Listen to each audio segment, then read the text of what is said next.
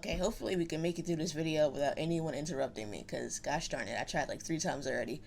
Alright, so, hey guys, welcome back to this channel. It's Felicia here, and today we are watching, so this is basically Rwby by JelloApocalypse. He makes these videos, short summations of a series, and he always tries to make them funny, and usually they are really funny. Like, how many subscribers does he have? 1.5 million? Yeah, well deserved. Okay. So we're just going to jump into this. I know it's been a minute since I've made a video. It's just been busy and there hasn't been that much Rwby content out there. And Genlock I found to be kind of boring, so I didn't want to do that. So we're just going to do this. Let's start. Hit internet show about 3D anime girls smacking each other. Oh wait, did I miss something? Rwby is a smash hit internet show about 3D anime girls smacking each other that somehow got popular despite its initial budget of $7. The world of Remnant is filled. Yeah, dude, going back to watch volumes 1 and to 3 is just cringy because it looks so bad and the voice acting is not that good. But it's funny. I think volume 1 to 3 is like funnier than all the other volumes. Filled with monstrous creatures called Grimm. Is that going for Mankind's it? only hope for survival are the Huntsmen, a group of warriors who fight for the people with sensible weapons like a tuba that is also a gun. Team Rwby Yep, everything's a gun. 4 girls learning how to be huntresses. Rwby is the leader of Team Rwby, which isn't confusing at all. She's a protagonist who puts the pedals to the metal and has a secret Sharingan. She also got a dead mom, who was added to the series at the last possible. According to Jeff Williams, Summer's gravestone in the Red Trailer originally had no significance, as he was questioned Monty Ohm about who was in the, am I reading it right? Who was in the grave. Monty replied, "I don't know, we just thought it'd be cool if she visited the grave." Wow. Jeff went on to ask, what if it's her mom? To which Monty said, "That's cool." Second on a whim, Sounds because fun. Rwby's writing likes to fly by the seat of its oversized clown pants. Wines is a standard hoity-toity rich girl, and Rwby's best friend who hates her. Her special power is losing That's true. That's true. every single fight she's ever been involved with. That's also true. Like, oh my gosh, can they have Weiss win for once, please? I was so mad in Volume 5 when she's fighting Vernal, and she's like taking the time to make a summons, and Vernal's like kicking her butt, and I'm like, Weiss, you do not have time for this. Can you just fight her, please? It's a fast-paced match, and you're just like, oh, I'm gonna just take my time to make a summon. Like, no! What is this? Of course, my dog starts barking out. Bland is Okay, I think he secretly an stopped. alley cat, which is fitting because she belongs in the garbage. Oh, Humans hold on now. Blake does not belong in the garbage. Blake's a good character. Yeah, Blake's a good character. I liked her, Volume 4 to Volume 6. Like, I don't think he watched all of Volume 6. Like, he had to have. So, I mean, I know he did. So, I don't know why he's calling Blake a garbage character. That's kind of... are racist against the Lagoos like Bland because they don't know how many ears they're supposed to have. Do they get human ears? Animal ears? Neither? Both? Why do only some of them have tails?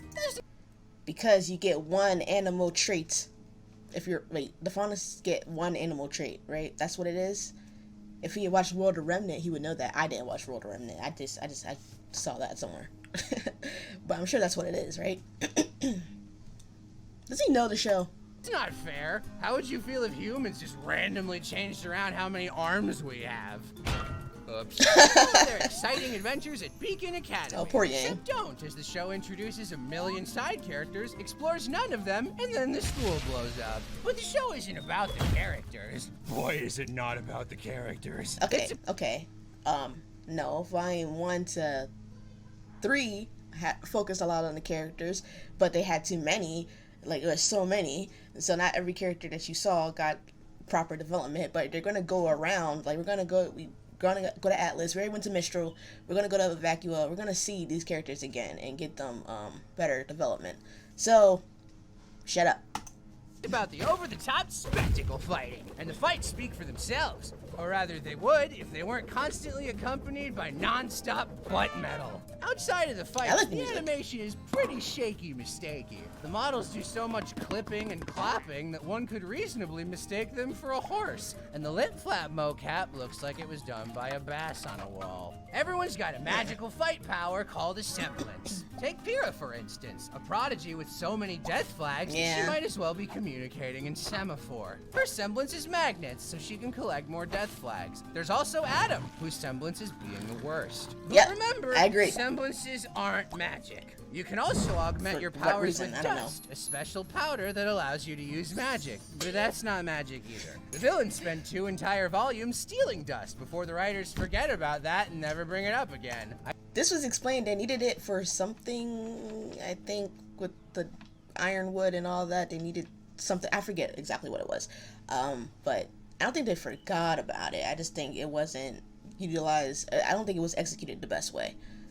And the whole thing about the magic, like, oh my god, it's such a roll your eyes moment when Weiss is just like, well, semblances and dust, but magic? I'm like, what do you mean?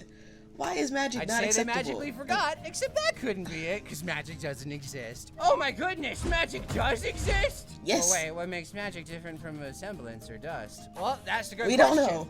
They forgot that too. Maybe the answer lies in World of Remnant, the Rwby Rotten side series that answers some of the many, many questions the show thinks it doesn't have time for. Because the best way to do your world building is to ignore it the first time around and then give your viewers homework. There's also Rwby Chippy, which is a series of dumb gags that somehow uses the cast better than the actual show does.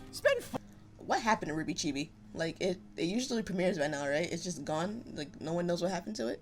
40 episodes impatiently waiting for the plot to start until Team Kangarooby joins up with Ozpin, an immortal reincarnated into the body of a little baby. His goal is to save the world from Mommy Salami, an evil witch who fell into the Uzi jacuzzi and got really mad. The best way to watch Rwby is to think of the first 3 volumes as one long season, and then have a friend tell you what happens in 4 and 5 so you don't have to watch them because they're garbage.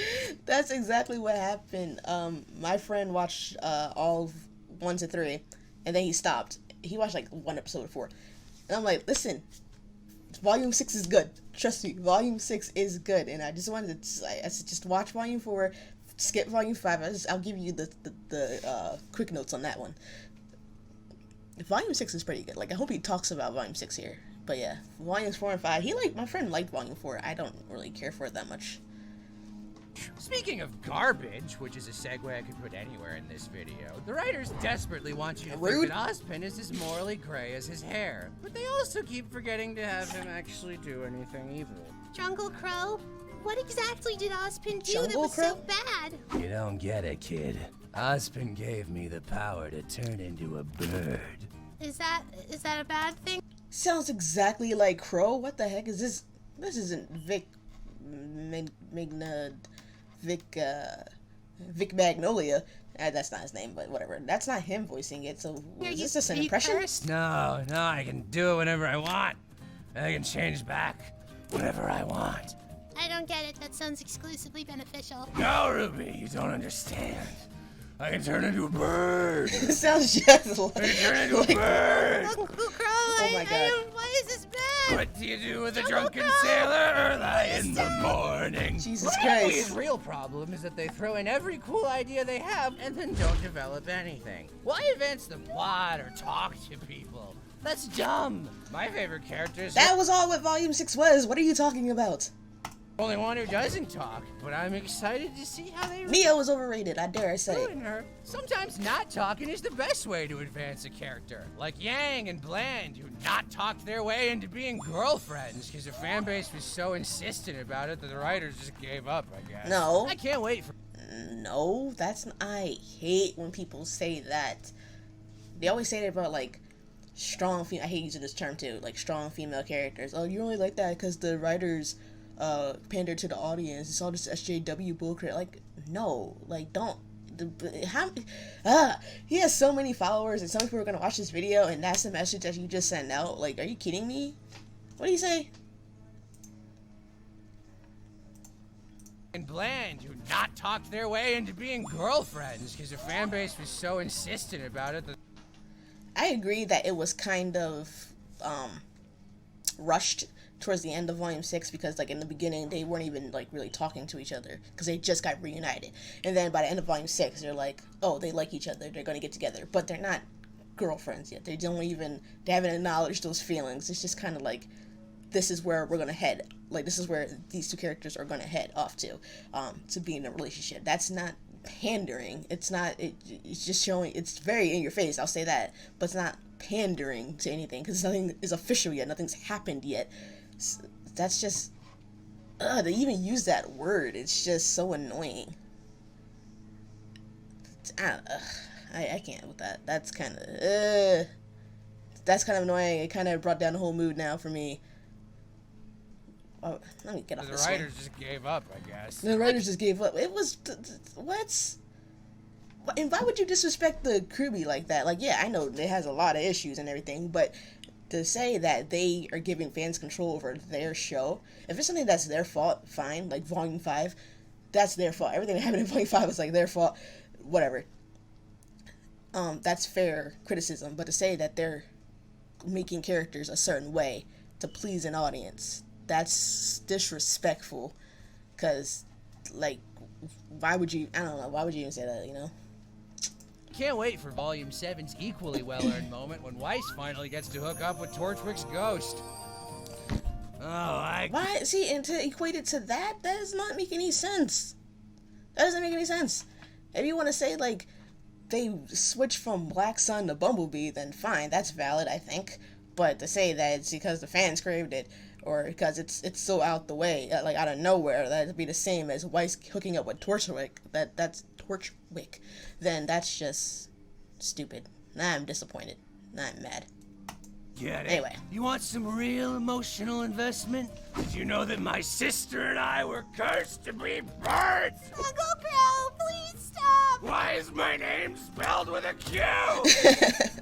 Oh, hey there! I'm That's John actually Rooster pretty Teeth, funny. Here to insist that you please watch any of our other shows besides Rwby. No. Buy a shirt. Genlock's boring. No Matter Nowhere got canceled, I think. Hey, thanks for watching. Oh, that's if it. you do Okay. want to watch any of There was Rooster more. Teeth's other shows, then you should head on over to this video's sponsor. I liked it until that moment. I don't say that a show is pandering to people. That's just disrespectful to the artists and whatever. I hate that, because like you're just making it seem like it's an afterthought, or these things are not planned from the start, and it's just I don't like it. I don't like it. I'm trying not to be so negative here. He's definitely gonna claim the video now, right?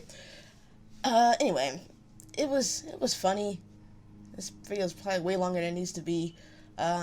Good job, Jello. For the most part, I give you a B-. Yeah. So thank you guys for watching. What did you think about the video? Like, comment, subscribe, all that good stuff, and I'll see you in the next one. I'm shaking the desk. Oh my god.